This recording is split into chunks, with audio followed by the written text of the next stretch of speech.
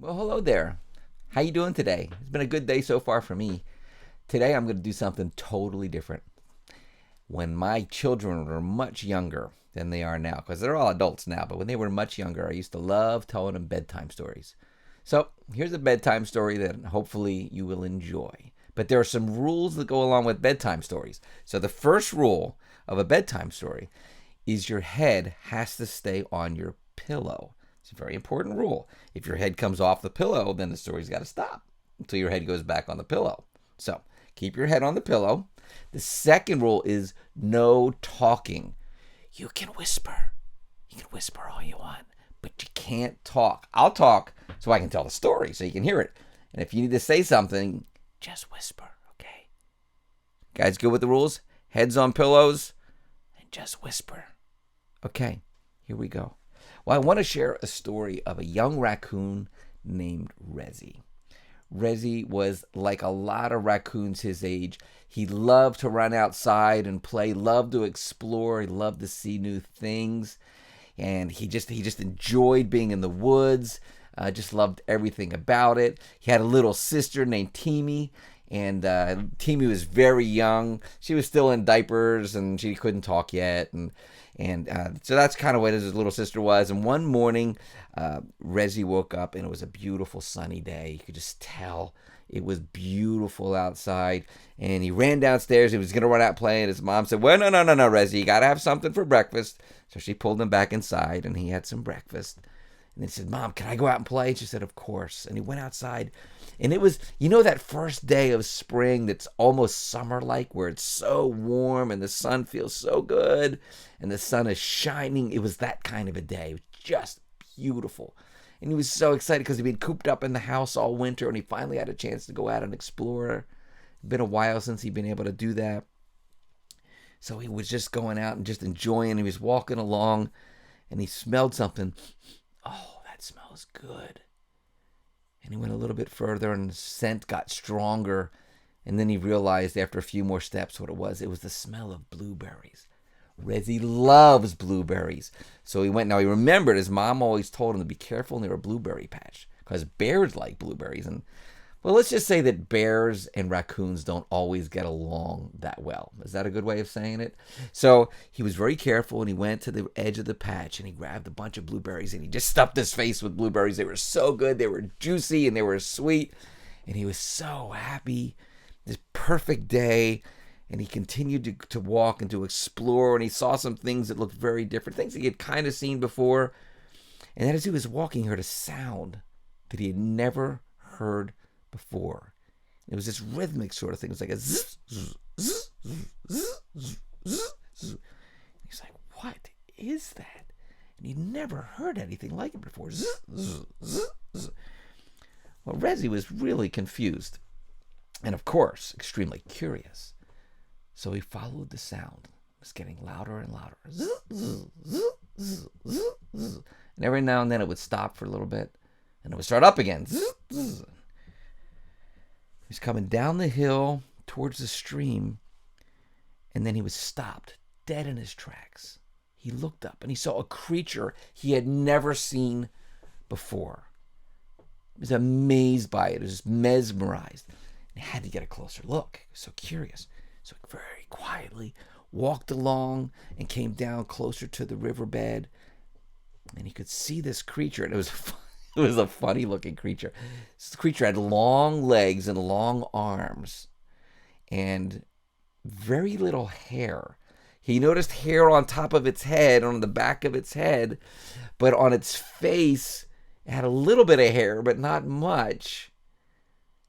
And then that was pretty much it. On the top half of its body, it was like this bright red color, and its skin looked kind of loose. It was really funny looking. And then on the bottom half of its body, it was kind of this blue color, and the skin looked kind of loose. And as he got closer, he realized that there was skin that went underneath of this red covering of some sort that this creature had on. So it was just a funny looking creature. And the creature stood on its hind legs. Like a bear gets on its hind legs when it wants to be scary and look really big. And this creature stood on its hind legs, but it didn't look like it was angry or it was trying to be scary. It looked like it always kind of stood on its hind legs, and the creature was making that noise. And Rezzy was just fascinated by this. So he got a little bit closer and he was looking. And he saw this creature had a big log up on top of some other logs, part of a tree. And he had this funny looking tool. It looked like it was part metal and part wood. And it was making this sound as this creature moved it back and forth. And as he kept moving that funny looking thing across the log, it got deeper and deeper into the log, and then finally a big chunk of log fell to the ground. Rezzy never saw anything like that. Just amazing. And then as he looked around, he noticed that this creature was taking these chunks of trees, these trunks of trees, and cutting them to very specific lengths, and he was laying them on top of each other. And Rezzy had never seen anything like that. He was just totally mesmerized that he had to get a closer look. So he got closer and closer. And if you ever had that feeling that someone's watching you and you don't see anybody watching you, but you have that feeling, maybe you're doing something and you get that feeling that someone's watching, you turn around and your mom's standing in the doorway. Well, this creature must have had that feeling because he was cutting and he stopped. And he very slowly looked around, and there was Rezzy. And the creature just kind of stood and didn't move. And Rezzy was scared because this creature was a lot bigger than Rezzy was. And he'd never seen anything like it. He didn't know how it would react. He thought, oh, I got way too close. But then something really amazing happened. It looked like the creature smiled at Rezzy. And that put Rezzy at ease a little bit. And then the creature very slowly walked away. And Rezzy got a little bit closer to see what was going on. And then the creature came out from behind all those logs he had stacked up real neatly. And he had a round disc with a bunch of red berries on it. And the creature came and put it a few feet in front of Rezzy and then backed up. And Rezzy thought, oh, this could be a trap. And he sniffed. Wow, those red berries smelled so good. Because that's what raccoons do. They sniff, right? He didn't feel anything dangerous, so he took a couple of steps and sniffed again. And all he could smell was those red berries. So he got a little closer. He took a berry and popped it in its mouth. It was so delicious. It was sweet and super juicy. He had never had a berry like that before. And before he knew it, he ate the whole plate. The whole round disc was gone. And he looked up, and the creature was just smiling at him. So Rezzy said, "Hi, my name's Rezzy." And the creature stepped back in amazement and swallowed. "You can talk?" And Rezzy said, "Well, sure, all the raccoons my age can talk. My little sister, she can't talk because she hasn't learned yet. But anybody my age can talk. We can all talk. Can't everybody talk?" Well, this creature was fascinated that he was talking to Rezzy. And Rezzy said, "My name's Rezzy." And the creature said, Oh, I'm sorry. My name's Mike." And then Rezzy looked at his new friend Mike and said, "What are you?" And Mike laughed a little bit and smiled and said, "Oh, well, I'm a man. I'm human." Rezzy said, "You're a man human. Never heard of it." And then he said, "How did you get to be in the woods?" And Mike smiled and laughed again. He said, "Well, it's always been a dream of mine to live in the wilderness. So a few weeks ago, I packed up all my belongings and had a whole bunch of gear set aside, and I just came out as far as I could and thought this would be a good place to live. So I started to build a house." And Rezzy looked at all the logs that were stacked up really neatly, and he said, "Is that your house?"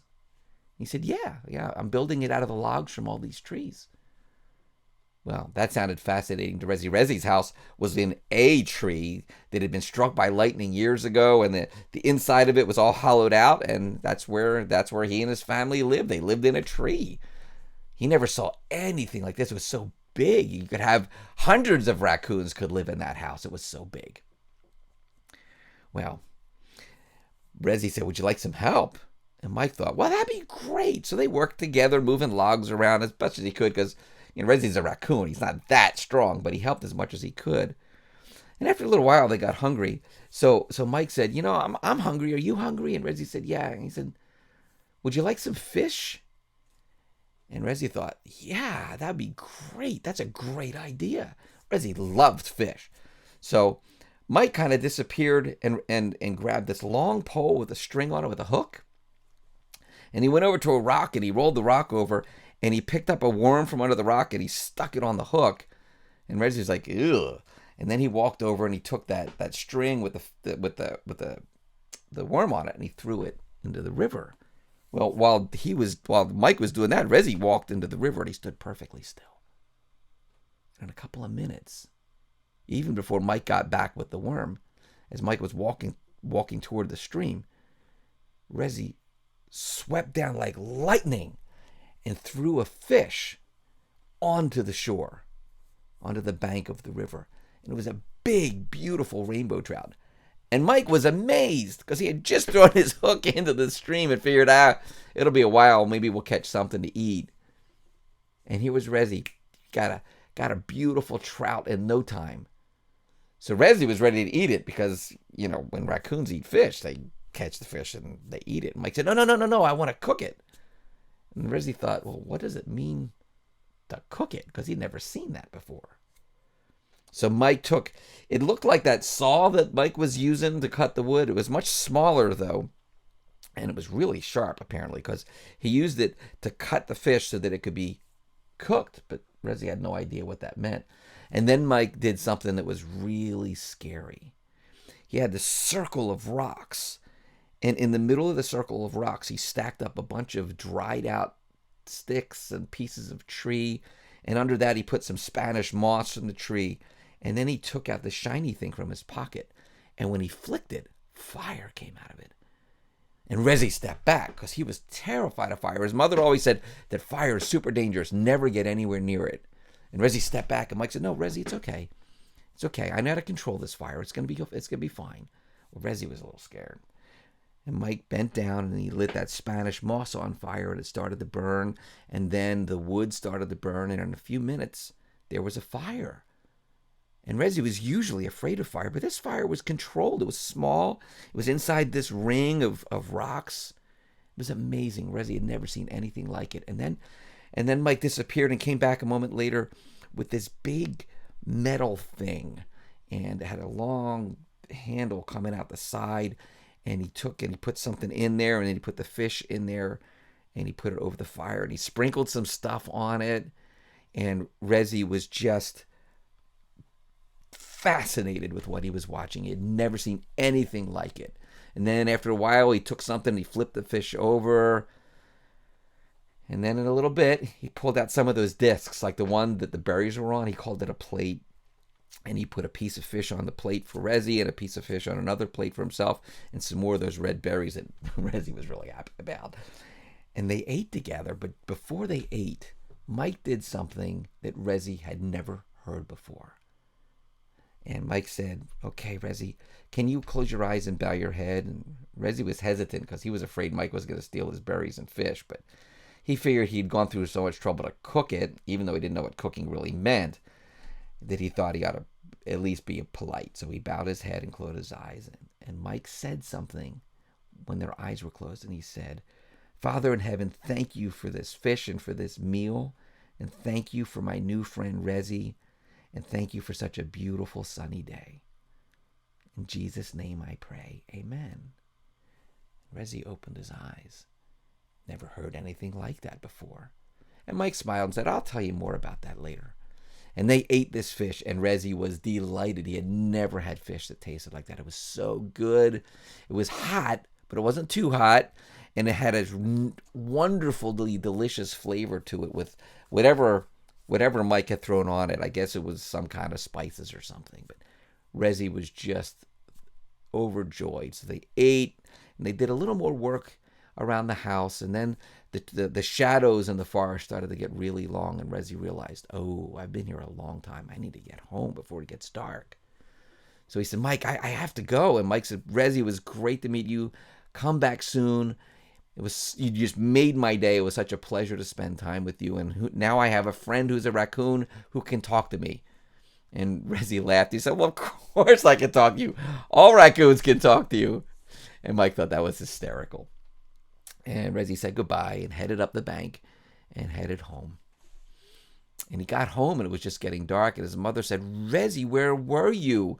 It's time for dinner. You should have been home a long time ago. And Rezi said, Mom, I'm sorry, but I met this new creature and he was making a house and he made all these funny sounds with his tools and we had fish together and it was just, Mom, I was, and he just was going on and on about his day and the sunshine and what this river looked like and the house that this guy was making and what it looked like, and it was so much bigger than any house I'd ever seen. He was so excited. And she said, okay, Rezi, let's sit down. We're going to have some dinner. So his mom was feeding Teamy, his little sister was feeding her some dinner, and Rezi had some more food, and it was really good, and they just had a wonderful meal together. And Mom said, okay, Rezi, be quiet. I'm going to put Teamy to sleep.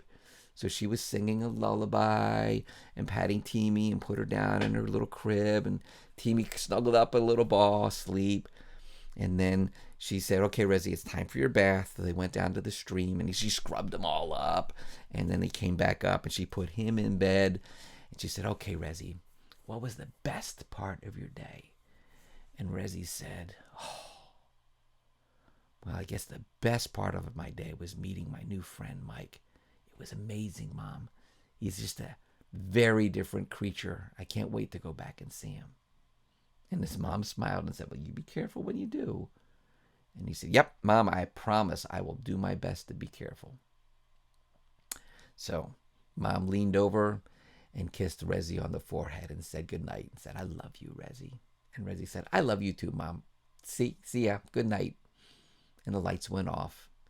And Rezi was just thinking about the beautiful day. And he fell off to sleep. And it's probably a good time for you to do the same thing, to fall off to sleep. And before you go to sleep, remember that God loves you, and so do I. Good night.